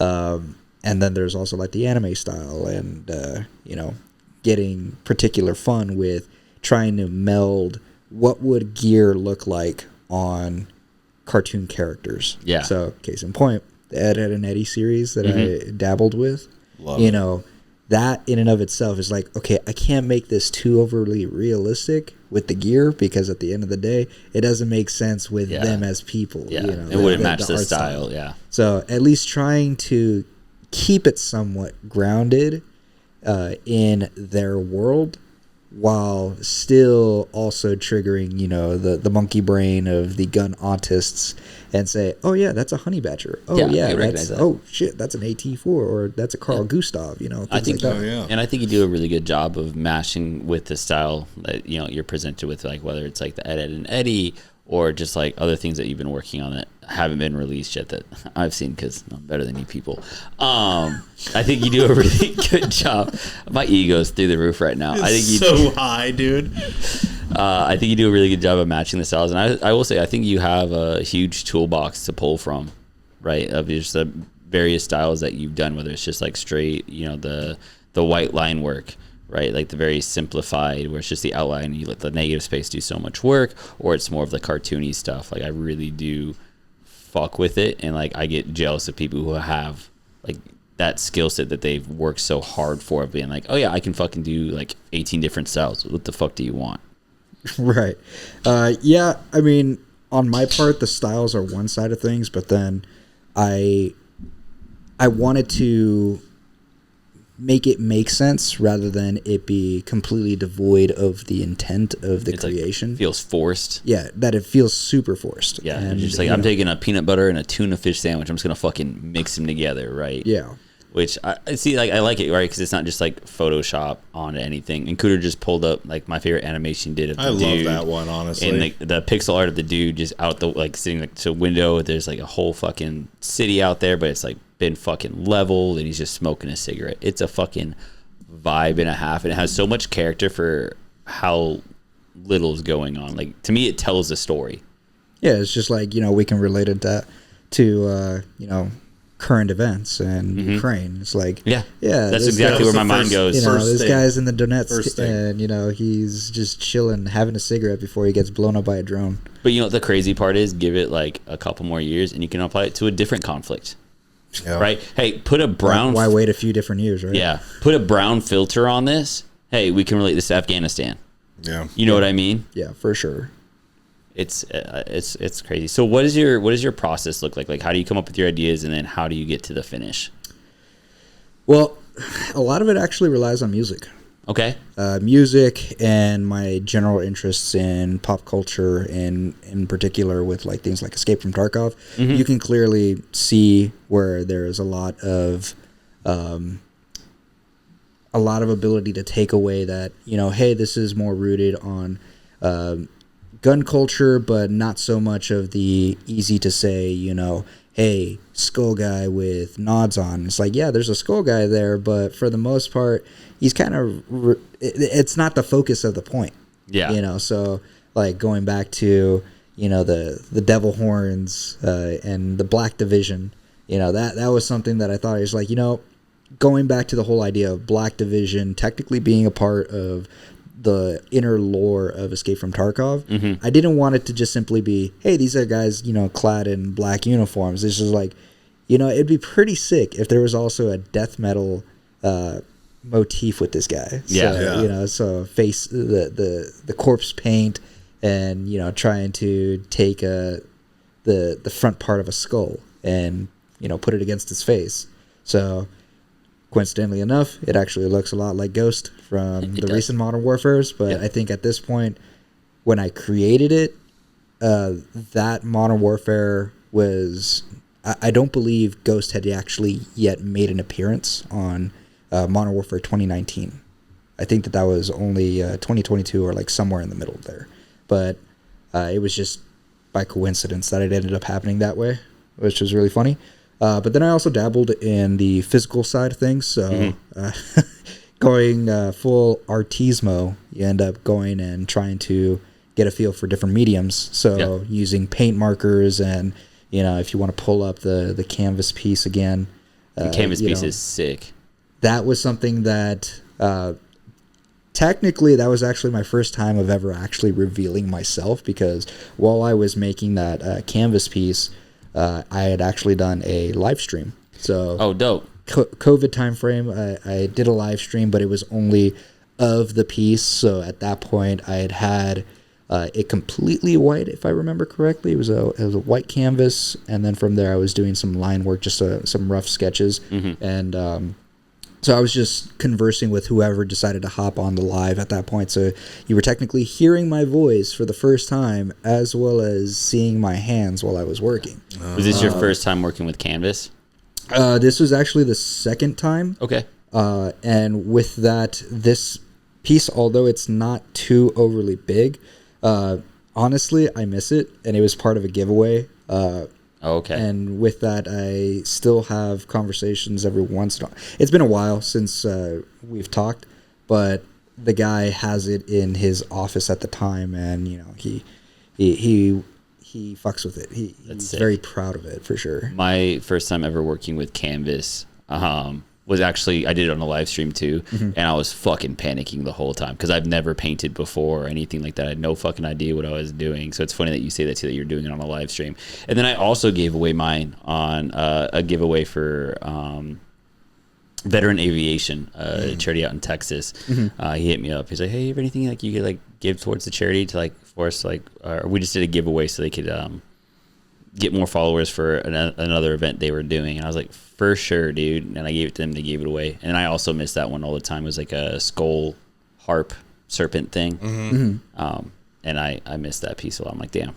Because I used to look at it all the time like, I did that. That's fucking wild. Yeah, I remember when you first did that piece, and I was like so hyped for you too, dude. That thing was badass. I need to get back to painting on canvas. It's actually a lot of fun. Yeah, no, yeah, it's very cathartic, to be able to not have an expectation of how it's going to come out. Yeah. Because of the fact that there is always this variable here of the unknown. Yeah. Because if you start really overly focusing on the line work, and it's not like digital art where you can just click undo. Bro, have you ever done that when like going from like you do a stint of digital and you go back to like sketching or doing like art on paper, and then you fucking double click the paper like you're trying to fucking undo something? I've never done that, but I felt feel so the autistic. sentiment. I feel the sentiment for sure. I felt so autistic the first time I did that. I was like sketching something on paper and I was like, I don't like that line, and I fucking like double clicked the sketch pad and I was like, I'm a fucking idiot. Yeah, you're droning almost at that point. Yeah, I was like, oh my god, dude, I was in the zone. So with a normal art piece, you do your line work. How do you decide what the style is gonna be? Do you have that like initially, or does it kind of develop over the time of the art piece? It really develops along with the art piece, Okay. because I will have a rough draft that is worked up. And with that, I mean, it looks like a jumble of mess. Some of it even comes out as like super scratchy. Mm-hmm. But that was the way that I kind of learned growing up, and I never really grew out of it. So that helped me technically, because I can still put pen to paper and actually see the image before it even comes out. Yeah. And at that point, it helps guide me. It gives me a framework to build off on. Whereas other people will really try to lean on building out like a full wireframe of what it was set out to be, rather than mine being essentially chicken scratch. That's how I do. I also sketch in chicken scratch a lot, and I think one thing that really helped my sketching was seeing tattoo artists on like Instagram Reels and stuff like that, and how like they use different colors. Because like when I started, I had no background at all. So like when I started sketching, I was sketching with like black pen. Yeah. Or like a pencil, and then it's like, oh well, like if I want to go do like my line work, it just all gets fucking like jumbled together, and I can't see the difference in the lines. Everything's like, okay, so I should sketch in like red or blue, right, and stuff like that. And then seeing that tattoo artist, like, okay, I'm gonna do. They do the general shape with like kind of like, I don't want to say like a highlighter, but like a marker kind of thing, like very big and bold, and there's like a rough outline, and then go through with like more details in like a red color, and then do finer details in the blue, and like therein lies the difference between a client that may not have the experience or have the creativity to really envision something than what they can do with an artist. But if you get two artists with one another, and for otherwise a third party to look at the situation and can see is like, dude, that is like, hey, we're gonna go out and do a snake, and with that snake there's gonna be a blade, and all they're seeing is some really fucked up S, as well as just like a very obtuse like triangle, like try to build out a sword. It's like, for you it may look weird as hell, but for us this is like something that we're hashing out in like less than a couple minutes, and we're seeing the same thing. We know what's going on here. Yeah. I know it's like I send sketches out to people all the time, like, hey, I know this is fucked, trust the process. Yeah. Like, here's the broad idea, and like, because like I'll go through, and as soon as I start doing line work, I'm changing proportions, I'm changing where things are at. I might change the whole aspect of the design because it just doesn't flow once I start getting into the line work. I'm like, my sketches I send out, sometimes I'm embarrassed. I'm like, hopefully it looks okay to you guys. Yeah, because you guys as the artists, you guys have already visualized what it's going to look like, just even from the rough sketch. But me as a non-artismo type would look at it and be like, what the fuck am I, like you were saying, like I'm looking at an S and a triangle and a stick going through it, like what the hell am I even looking at here? But you guys are both on the same wavelength, where it's like I've already visualized the entire body of the snake. I've visualized what the face and the head is going to look like, the scales and everything like that. And like you're just trying to give us as the non-artist like just a rough idea of like, this is kind of like the size and where it's going to go and everything like that. And like sometimes I don't go through like say like I've done a lot of snakes. I'm not going to go through and sketch every single fucking scale out when I send it to a client to approve. I'm like, I know it looks like a worm. It's not a worm. You're right. Yeah. And so ultimately what it means to say is there's a process with it. Yeah. It doesn't make sense, at least on my part. And it changes so much from artist to artist. And the mere form itself, it's like molding with clay. Yeah. And you could have it start out as like, okay, something's coming out of this. I'm making a skull or something as far as like the pottery clay. Ends up being a penis every time. Yeah. But at the end of the day, it starts to slowly mold and it's no longer going to be that skull. It turns into something else entirely. Yeah. It's a happy accident as Bob Ross would say. So many designs that have like a happy accident. I'm just like, I'll start sketching one thing. I'll start sketching something else on top. I'm like, okay, this is going to be its own separate thing. Yeah. So that's what came about that latest Gorilla's idea with the Polaroid. That was a happy accident. Yeah. And I sent that over to our mutual friend, and he's like, bro. So it just kind of like, I wouldn't say it's a masterpiece, but for me, it felt good for me to have that reception out of something that was completely pulled out of my ass, so to speak. Yeah. That always feels good. Yeah, I've always been attracted to like the Bob Ross like landscape style of artwork, and I get it. It may be boring to some people and boring to most people, but like I've always just been like kind of attracted to it. And I never really followed through with it or anything. So like doing it yourself? Yeah. You go to one of those paint and wine nights, dude. That's all they do is Bob Ross shit. That's exactly what I was fucking thinking about, dude. We should totally set that up, by the way, dude. To have a couples, go out and do that. I've wanted to run one and just secretly make people draw penises. I'm not gonna lie. Yes. I just think it'd be so fucking funny, dude. Yes, you need to run a Vandals fucking what are they called? Like Intoxipaint or Intoxipaint? Yeah. I've seen them called Intoxipaint or whatever, but just run one of those fucking wine and paint nights, dude. I was gonna say bourbon and boys, but that sounds wrong. Bourbon and brushes. Bourbon and brushes. That's perfect. Bourbon and brushes. And I'm just gonna fucking catfish people into drawing giant dicks for their home. Meanwhile, the company is like, write this down. He's on to something. Yep, bourbon and brushes, dude. Don't fucking take that idea.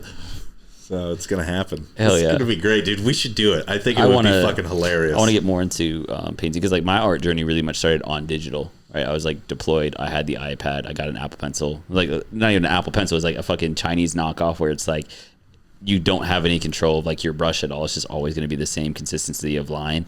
Yeah. And then I went to sketching and painting afterwards, which was I think kind of ass backwards, but I think it's becoming more common now in today's because like there's so many students I have all the time where they start with digital just because it's accessible, it's portable, and you have to buy. Yeah, the upfront cost is more, but like you have to buy less shit. Like you don't have to keep buying paint or anything like that. Yeah, you don't, right. For sure. You can test out a bunch of different brushes and stuff like that. You don't like, have to lug a bunch of shit around. No, it's like me going like I love paint markers. Yeah, I use a lot of paint markers, especially like if I like when I did my canvas thing. Like I used a paint marker for all my line work just because I felt like I could control how like the amount of paint that was coming out because like versus a brush. I didn't know what the fuck I was doing. Yeah. And then I'm also drinking while I'm doing it. So like more and more paint ends up being on it. But even like the paintbrushes, dude, like you start the paintbrush and like that first like couple lines you do just kind of gets fucking blown out. And so it's like then trying to like. It's like I fucking suck. Trying to figure out how to fucking do all that shit. But then like I also learned how to like, was like, I don't know what kind of shading is, but like the shading they do like traditional tattoos where it's like faded in. Yeah. I learned how to do that with a fucking paintbrush. Or not paintbrush, but like a paint marker. Yeah. I learned how to like slowly fade it in and out and stuff like that, which was like super cool. So it's nice that those skills somewhat transfer, but there's no one do, which brings up the anxiety a lot. Yeah. Yeah, it's actually, so going back to the whole art development side of things, I also did have in my youth a rebellious phase. So graffiti. There we go. I was waiting for it. There you go. Yeah, so I did have a graffiti phase and, it was also really funny because at the end of the day, I loved doing the art, building on my own style at that point. But I was also about what is going to be more effective in my part to cause havoc. And it turns out that wasn't being the artist, it was being the supplier. Oh, shit. Finding a way to attain orders in bulk of spray cans, of markers, and also making my own particularly nasty blend of paint and it was shoe polish and paint thinners. Fuck. No fuck. And being that guy that builds out a really cool recipe that many a janitor hated me. I mean, allegedly. Allegedly. Yeah. So, anyways, all this to say is, you know, I've always really found an ability for me to kind of monopolize on that part, where it's like, hey, I'm having fun on this side, but then I also like the opposite side. Like, somebody's got to actually provide supply to people as well. So, you know, it was just kind of molding to different paths, and it kind of went not full circle, but it was certainly something that felt comfortable. And coming back to doing the digital art, and it's like, you know, at some point I know that I wanted to monetize on this, so making the patches, it kind of snowballing from there, and then really establishing relationships with people and befriending people that I feel like they'll be lifelong friends, even though, you know, our DMs are rather barren nowadays. But, you know, it's still a lot like anything else. Even though you step away for a while, you can end up messaging somebody and it's like, oh, bro, like it's starting like as if it was nothing happened before. Between them, but it's been a year. Yeah. That's awesome. That's a great thing about this community, though, too. It's like, hey, we might not always like hit each other up, but like we're always wishing each other the best one way or another. It's like, hey, I might not message you all the time, but I'm thinking about you. You know what I mean? Yeah, for sure. Nice. So couple things. Can people commission you for art? Is that something you're open to? Or are you kind of like, my books are closed, I've got so many other things going on? I would tell people my books are closed, but at the end of the day, if I really vibe with you as an individual, then I will make myself available. Hell yeah. There you go. And it's something that it's kind of like, if inspiration hits, then you as my friend that had approached me about this, I will come to you and say, hey, I know you weren't really expecting much, and you gave me a very light framework of what you were expecting, but I already took with that, and here's 10 hours worth of work. Hell yeah. And how do you like it? Please like it. Yeah. Please put it on the fridge. Yeah. That's how I feel all the time. Like, are they going to put it on the fridge? Please, for the love of God. Yeah, it's like a little kid. It's like, I made this for you. Yeah. I did this. Get a little magnet and slap that one on the fridge. Hell yeah. Yeah, I've been waiting for you. Just keep it like hidden back there. It's my favorite one, dude. I got to get a frame for it. What's the future for Dan looking like as far as Cerebral Impact goes? You have anything big planned, or you just kind of vibing? Vibing for sure, but at the end of the day, I do intend on actually building this out a little bit further. And first things first, I got to put some shit out. Yeah, it's been a while, and you know, again, gotta get that engagement, fucker. Yeah. Well, see, that was the thing is, I kind of had a good 4 months worth of posts that were primed, and yeah, I lost out on all that work. Oh no, I feel bad. Fuck. So, you know, my part is kind of like one of those things where it's like, do I even want to continue this at that point? It's not that I would have killed it. It's just, that's a lot of work. Yeah. And, you know, no doubt. Establishing relationships where it's like building out product and, hey, I got this shirt design for you guys. I think it'd be really fun. How do you guys vibe with it? Oh, we really vibe with it. We want to work with it. And it's like, all right, cool. Well, hey guys, I kind of lost all that stuff. Oh yeah. So yeah. But it will make a resurgence. I think that given time on my part, a little bit of patience, a little bit of elbow grease, I'll get back into a normal COVID frequency of posts where it probably won't be weekly because I got some other stuff, you know, personal life stuff that I'm actually working on right now. But I do intend on running with it. Like, so one thing about the staccato that I carry, if you might have to do it in post, but there is a laser etch work here that is a Morgul blade from Lord of the Rings. So the Witch King of Angmar, when he stabbed Frodo on the first movie, Fellowship of the Rings, he really resonates with me. The Witch King of Angmar. Stabbing a kid. Yeah. Well, technically he's not a kid, but I see what you mean. Yeah. Stabbing a midget. That's a lot better. That's a lot better. That's better. Okay. But sure. But yeah, poison blade. The whole idea of a poison blade. More of a hate crime in that regard, but go off. Yeah, go off, King. Go off, King. Yeah, stabbing midgets. Let's do it. Yeah, I'm all for hate crimes. So is Cooter. Oh my god. Fuck you, Cooter. What is that? It's just 2 bombs. Fuck you. But anyway, so yeah, that for sure is in the works. Going to a Lord of the Rings inspired art series is what I intend on doing.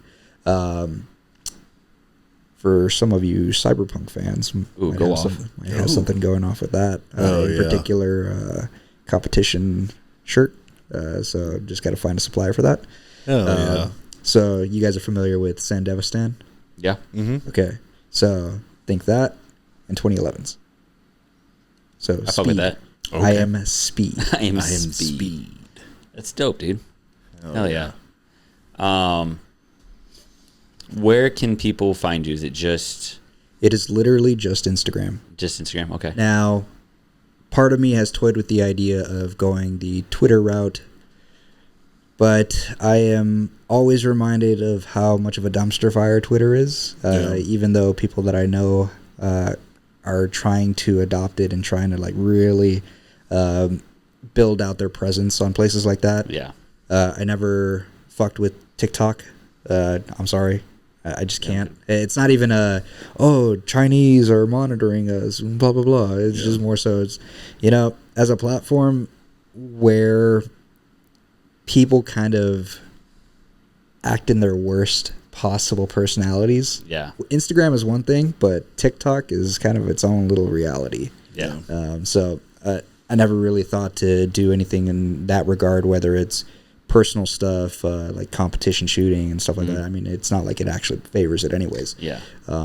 But honestly, I'm just not the social media guy to really want to be fully invested into something like that after coming off of COVID and being super responsive and trying to always make posts and trying to always do, I wouldn't say daily art posts, but certainly trying to continue engagement. Yeah. And, it kind of ramped up pretty fast with the Instagram side of things. And by no means is my Instagram actually a big presence, but for the people that were in it, I would have regular conversations with at least a solid, 200 people.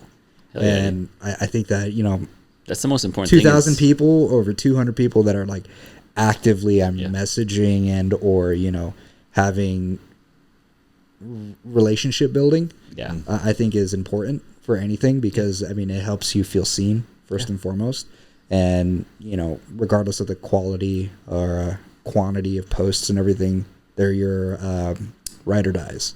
Community, dude, at the end of the day, and that's why I feel like any of us do this here. You know what I mean? It's like making money is cool and all, right? I'm still poor, but the community aspect is always what's been most appealing to me. So meet cool people like you guys, and I guess Cooter. Well, see, that's actually the problem is because when you do prioritize money, you then realize that you have no time for anything else. So, case in point, I take a hiatus from doing this this page, and there's life updates here and there every once in a while, but. In neglecting it, it is a passion project. I do want to reinstate it, regardless if I lose another 1,000 followers, or regardless. It's like, hey, it's only ever really been about the art posts, and eventually the product will follow suit. But and it's worth the wait. It's worth the wait, ladies and gentlemen. Yeah. Well, doing the shirts side was one thing, but I did have a rain jacket that I released that. I still talk to a few of the people that have those products, and they held up rather well. And I did want to prioritize having an actual good rain jacket to really supply with for it. Yeah. I believe it was Columbia. But anyways, all this to say is this is where I realized you need to have your P's and Q's set up correctly and set up with the right vendor. Yeah. Because otherwise it will fuck you in the end. 100%. Yes, it will. I think I said on the podcast before, when I wanted to drop my first shirt, first of all, my Instagram was almost like a year old before the first time I ever dropped any product. It was just me doing art and people vibing with it. From finish of design to shirt actually getting produced, it was probably 8 months because I went through so many different blanks and vendors until I found one that I liked. Because at the end of the day, I want quality. People want quality. They're tired of buying stuff, especially in today's economy. It's like people aren't going to drop the money on a fucking t-shirt that's going to fade after 1 or 2 washes. Yeah. at least the way I look at it. Like if you're trusting me and wanting to buy something from me, I want to give you the best quality that I can. That and the fashion's changed. Now the vibe is going to comfort colors and some of these other blank vendors that I've been on comfort colors. They're pretty cool. Yeah. When I first made my first shirt, everyone was doing the next level. I was like, I want a heavyweight tee, and I used to do pocket tees. Now not so much, just because I'm using a fulfillment company, as I'm gearing up to deploy. But yeah, dude, heavyweight tees. I mean, I just thought for like guys, like I just want stuff that I would wear and that I'm not going to print in. And like next level, it's hard for me not to print in. Right. Yeah. That's what I went with it. Yeah. Well, the design that I've showed you, we're trying to work on a DTG direct garment, because it would be hard for us to do a screen print for that because there's so many different colors going on with that. And just like your shading, you can't do that on screen printing. So we felt that DTG might be the way to go. But again, it's kind of one of those things where stars have to align for sure. Right. DTF has come a long way too, where it's the heat transfers. Right. I would, especially for that design with the colors to pop and stuff, like I definitely look into that. It also holds up, I think, better than DTG. But we can talk offline too, and I can give you some supplier names. But okay, for sure. DT. What did I say? DTF. DTF. DTF. I think is maybe it's not DTF. Maybe we're just saying down to fuck too many times. Why should not be DTF? I mean, quite frankly, we're probably talking about the same thing for sure. DTG is with the giant printer versus DTF, which is a transfer that they put onto it. I think that's reversed. Maybe. Well, regardless, you don't claim to be experts here. I don't fucking know, dude. What advice do you have to any upcoming artists? Just do it. Just do it. Regardless of it being for 5 followers or 5,000 followers or 50,000 followers, just do it for you first and foremost, and whatever you're vibing with. Find your own style and just continue to do it, because it is more gratifying to put it out there regardless of how it's going to be received, and just so that way it's being done for you at the end of the day. Because if not, then you're going to be looking at the what ifs, and you'll either never kind of catch that bottle of lightning, so to speak, and be a task force doomer one day. Hell yeah.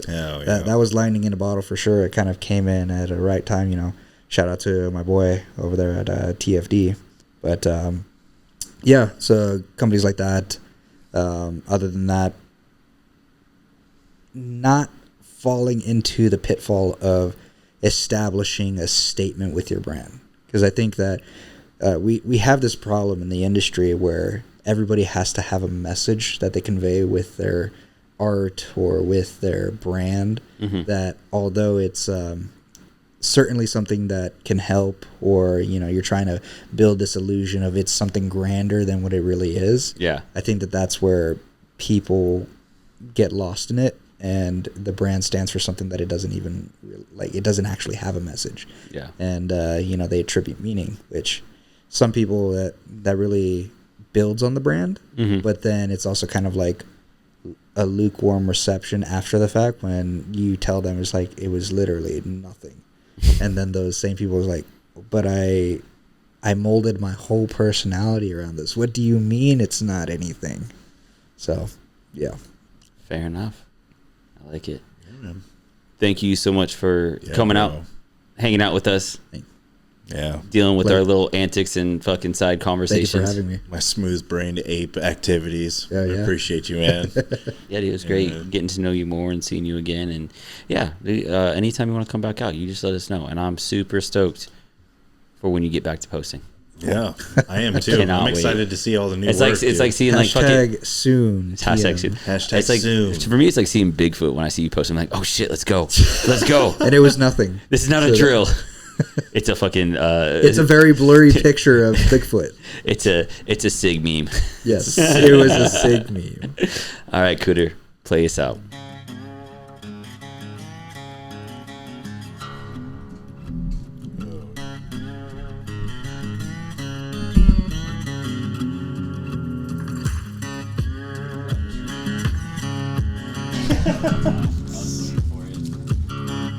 I saw you keep looking over at